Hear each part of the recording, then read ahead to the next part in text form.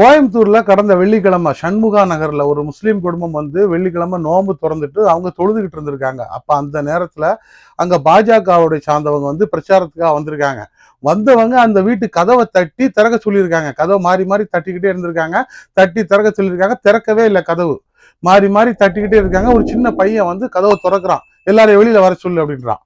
அப்ப எல்லாரும் தொழுதுகிட்டு இருக்காங்க அப்படின்னோடனே தொழுதுகிட்டு இருக்கான்னு இவன் சொன்ன உடனே இங்க வந்து ஜெய் ஸ்ரீராம் கோஷத்தை போடுறாங்க. எங்க கோயம்புத்தூர்ல சண்முகா நகர்ல நடந்த ஒரு பெரிய இஷ்யூ.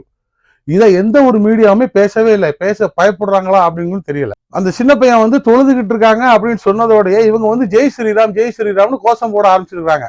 உடனே தொழுது முடிச்ச அவங்களோட இன்னொரு பையன் நௌஷாத்துங்கிற பையன் வந்து வெளியில வர்றான். வெளியில வந்து நாங்க தொழுதுகிட்டு இருக்கோம், இப்பதான் நோம்பு திறந்து தொழுதுகிட்டு இருக்கோம், நீங்க வந்து ஜெய் ஸ்ரீராம் சொல்லி கத்திக்கிட்டு இருக்கீங்களா அப்படின்னு இவங்க கூட கொஞ்சம் இன்னும் சத்தம் போடுறாங்க. சத்தம் போட்டு அந்த பையனோட வாக்குவாதம் நடந்து கடைசியில் ஒரு 30 பேர் சேர்ந்து